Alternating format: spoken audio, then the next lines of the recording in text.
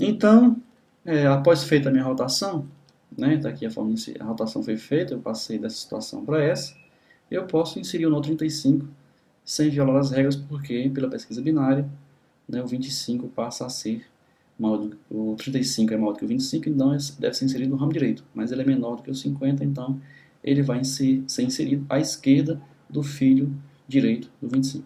Bom, inseri o 35, a árvore ficou numa configuração diferente, no entanto, eu não violo dessa forma nenhuma das regras das árvores vermelho-pretas. Observemos então novamente essa árvore. Nós temos aqui o raiz 50, o filho esquerdo 25, o filho direito 75 e o neto do 50, 35, que é filho 25. Imagine essa árvore. Imagine que nós vamos inserir um elemento que seja um valor entre 35 e 50, ou seja, seria um filho do 35 que nós deveríamos colocar aqui. Bom, se esse filho for vermelho, obviamente, nós violamos a regra que indica que o filho e o pai não podem ser vermelhos. Se for preto, né, nós violamos a regra que não permite comprimentos de preços diferentes em um ramo e outro. Se nós mudarmos a cor do 35, nós também violamos a regra do comprimento de preços. O que é que está sinalizando para a gente? Está sinalizando que eu não vou crescer essa árvore nesse ramo aqui com facilidade. Não me é permitido crescer a árvore nesse ramo. Eu tenho que tomar alguma atitude para que não haja um crescimento indefinido de um ramo em detrimento dos outros. E isso significa que as árvores RBT, né, árvores rubro-negras, elas impedem, né, que existam dois ou mais níveis de desbalanceamento. Então ela permite um certo desbalanceamento, mas a partir de um certo nível ela começa a bloquear, né, a existência do desbalanceamento. Um desafio que eu deixo aqui para você, está aqui uma árvore, imagine que a árvore foi inserida na forma ordenada já, ela fica inserida assim. Então, tenho 50, 60, 70, como que você já conhece as regras, você conseguiria balancear essa árvore? Então tente, é um exercício que eu deixo para você tentar balancear essa árvore usando o conhecimento que você já tem. Bom, filhos nulos, né, que na literatura você encontra como null, como nil, como none, né, nós vamos usar o none porque na linguagem Python existe esse tipo de nome, são aqueles filhos que eu não deveria ter, mas não tem, não aparecem na árvores. Né? Eles servem para complementar o filho direito ou esquerdo. Então você pode considerar como 25 tendo um filho nil aqui, o 12 tendo um filho nil aqui, e assim por diante. É apenas aquele filho que você coloca, filho nulo que você coloca, que deveria estar lá, mas não está. Duas informações importantes sobre as árvores vermelho-pretas é que, para que se possa fazer as rotações, no caso, à direita ou à esquerda, o nó, que será o topo da rotação, deve ter, respectivamente, filhos à esquerda ou à direita. Os objetivos da rotação são levantar alguns nós e rebaixar outros de forma a balancear a árvore, esse é o grande objetivo, e assegurar que as características das árvores binárias não foram violadas. Nós queremos, então, balancear a árvore e mantê-la, né, como árvore binária.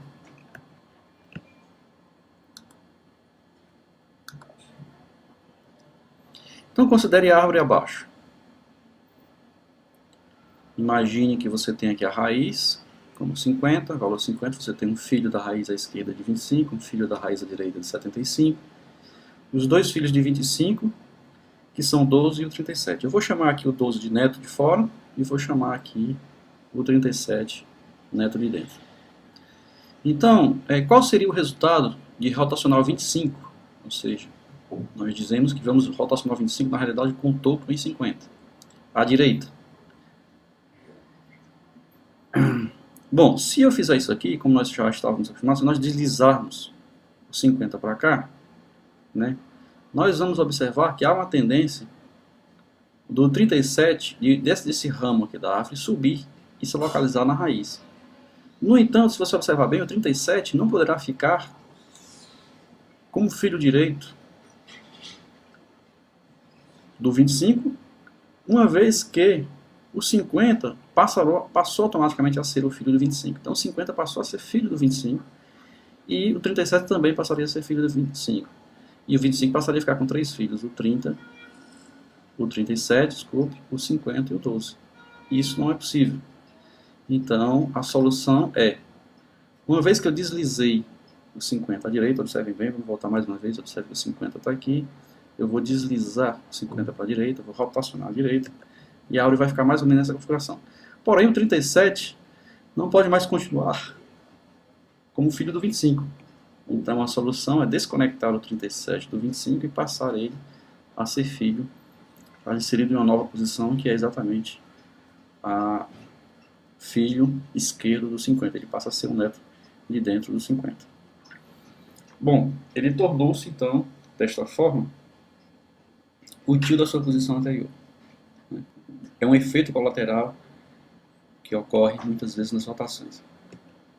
Bom, e quando nós rotacionamos a árvore numa situação tal em que vários filhos ou sub-árvores inteiras devem ser desconectadas? Então, vemos aqui no caso, nós temos uma árvore e nós decidimos por alguma razão que nós temos que rotacionar o 25.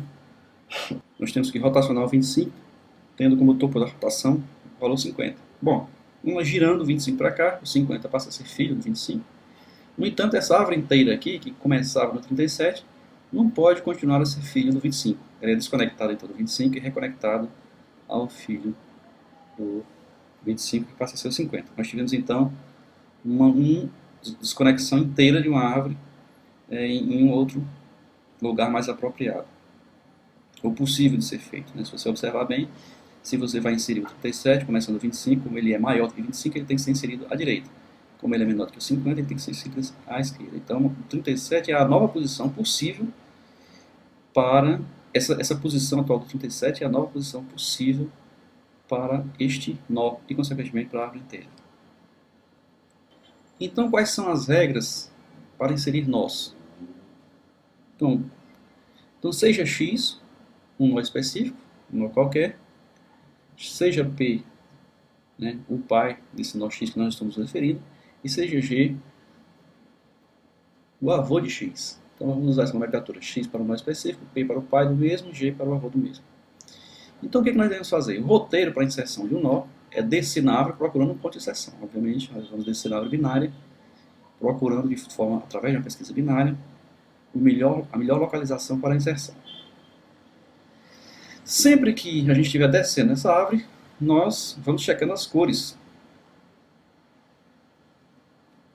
Encontrado o nó preto seguido de 2 vermelhos, nós fazemos automaticamente o flip, ou seja, nós trocamos as cores dos filhos, né, dos 2 filhos com o pai. Isso nós fazemos um flip. Se o flip provocar uma sequência de vermelhos, ou seja, viola a regra 3, nós fazemos uma simples ou uma dupla rotação em P. Então P é o nó pai do X, onde a gente está trabalhando agora. Dependendo se o X, né, da posição do X, se o X é um neto interno, neto de dentro, ou um neto externo, neto de fora. Feito tudo isso, nós inserimos o nó. E mesmo após a inserção, é possível que ainda haja quebra das regras vermelho-pretas. Se isso acontecer, nós temos simplesmente que novamente rotacionar ramos específicos da árvore para colocá-la novamente de acordo com as regras vermelho-pretas. Então vamos lá ver aqui graficamente como é que seria. Antes de inserir, nós vamos descer na árvore procurando um ponto de inserção. Ao descer na árvore procurando um ponto de inserção, nós podemos encontrar situações como essa. Nós temos um pai preto com os filhos vermelhos. Nós fazemos o flip. Sempre que descer na árvore, encontrar uma situação dessa, fazemos o flip. Essa mudança não afeta o comprimento de pretos. O comprimento de pretos tinha um preto aqui no comprimento, nós continuamos com um preto no comprimento, não afetou. Mas pode alterar a sequência de vermelhos se o nó anterior a isso aqui for um vermelho. Se isso acontecer, nós provavelmente teremos que fazer alguma rotação. Agora, se isso for acontecer na raiz, ou seja, esse nó que for um nó raiz, nós simplesmente trocamos as cores das folhas para preto e mantemos a raiz preta. A raiz preserva a cor preta.